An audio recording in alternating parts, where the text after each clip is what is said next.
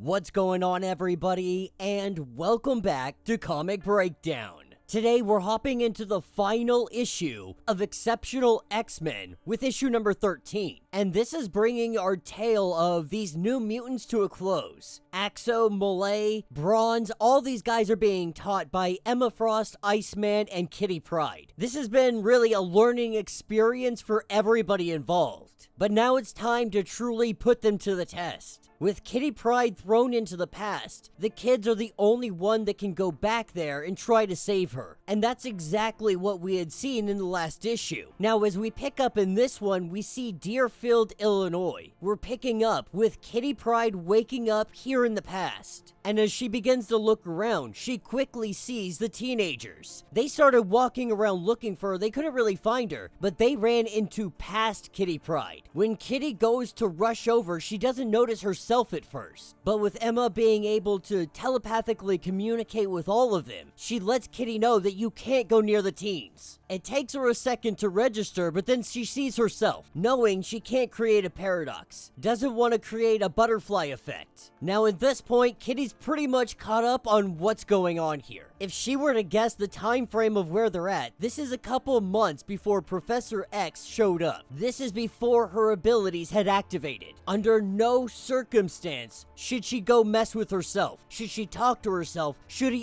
she interact with herself? They don't want to take the risk of this completely changing the trajectory of her life. Though that may not be an option, because this is when that Sentinel dog attacks them. Being able to triangulate their location, it was sent back in time after them. It immediately jumps in after past Kitty. And our new teen mutants, they jump into action. Emma tells them that you gotta let them do this, that you can't interfere. We trained them. We showed them how to fight. Let them fight. And when we see Bronze break this Sentinel pup in half, they think the day's been won. We beat it. We took it down. But that is when half of the body, it gets up, it lunges at young Kitty Pryde. And this is where she phases for the first time. A premature activation of her powers because of the interferences of the future. Now, Bronze is able to destroy the Sentinel pup, but the bigger problem that they have, they just altered the past. They did it in a very significant way. This is where Emma's like, holy crap, you guys need to get her home, and then you guys need to get back yourself. They send Bronze looking after the other Kitty Pryde, looking to where she might have gone. After everything that just happened, she kind of wandered off and did her own thing. So while Malay and Axo, they walk young Kitty Pryde home, Bronze ends up finding Kitty Pryde. She didn't wander too far, but the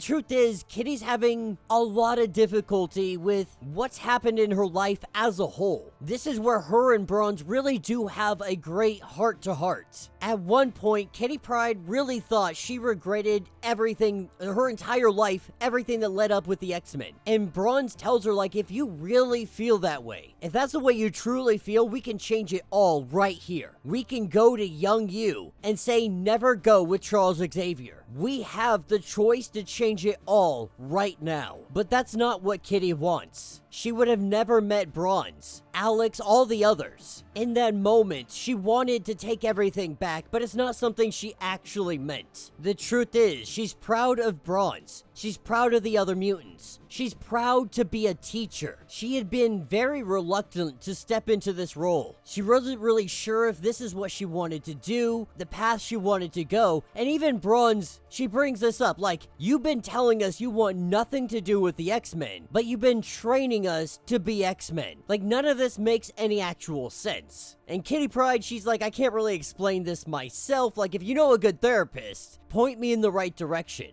The two of them making their way back to the others because they know they are limited on time. When they get back and they see the Sentinel dog, they see that there is a temporal tracker on it, which means they're going to be sending more Sentinel dogs. With the portal opening up, we see that Kitty Pryde is the first to jump through. Bronze going to get both Axo and Malay. When she rings that door, they open it up, but they don't see just Bronze. They don't see a Sentinel dog. They see a full-blown Sentinel. and things kick off very quickly, but this is everything that they've been training for. Together, the three of them, they work as a team. They do everything they can to combat it. But in the end, the three of them, they're not strong enough. As the Sentinel goes in to do the killing blow, back in the future, we have Emma Frost, Kitty Pryde, and our new kid trying to open up the portal. When that Sentinel went to kill them, he was able to open the portal up. He was able to get them to safety. And with them all being saved, they hug one another. It shows us a glimpse of way later, and she's making a phone call to Rogue.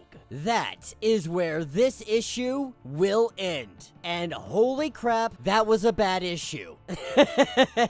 That was very, very, very, very, very, very bad. It was very bad. It was very bad. Like, I get what they're doing. They canceled Exceptional X-Men, so they had to close out the story. You could have done this 1,001 ways. Why the hell did you bring a full-on Sentinel into the past and then just leave it there? What the hell are we even talking about? Also, you went in the past and you changed Kitty Pryde's future, and then that's how you leave it? You're like, oh, okay, cool. We're back in the present. Sentinel's in the past. We changed Kitty Pryde's. She made a phone call to Rogue. All good. This is how we end this story of Exceptional X-Men. Like, screw you all the way to the bank. What the hell was that? That was the most rushed, half-ass written comic I have ever seen. And honestly, I don't know where to point the blame. Do we point the blame at the writer? Do we point the blame on the editor? Like, who signed off on this? Who was like, you know what? That's a great finish to Exceptional X-Men. What a way to end that story. You know, I wasn't hugely excited about this series. It's been okay at best. If you're into some new stuff, if you want to see New Mutants, this is a great avenue to be introduced to some of those New Mutants. But it really feels like Marvel has no idea what the hell they are doing with the X-Men ever since Krakoa ended. Like, for some reason, they were like, we need to end Krakoa. We gotta do it quickly. Let's hurry up and do it. We'll introduce 16 new X titles that come out of it, and 15 of them are gonna suck. And now they're canceling them left and right, and we're left wondering, what the hell are you gonna do with the X-Men? And I don't think they know what they're gonna do with the X-Men. I am beyond disappointed in what this comic turned out to be. In its quick cancellation, in its rushed finish, my only hope is this ending right here shows that she calls Rogue. So hopefully they're headed down to Louisiana. Throw them in with all the others. We get all of our mutants coming back together, and hopefully, they can make something out of this shit show ever since they decided that Krakoa was no longer feasible. Let me know your thoughts. Let me know your theories. If you want to get caught up on everything going on with X-Men titles, go ahead, check out the link in my description as well as the top of this video. It's going to get you caught up on everything that we have going on with all of our series. If you would like to support the channel, you can always do so by joining the channel membership. This is a lot like Patreon, having a bunch of different tiers. It really does help out the channel tremendously, but if you can't do this, just please do me the favor of subscribing to the channel, liking the video, and hitting the notification bell. With that being said, until the next breakdown.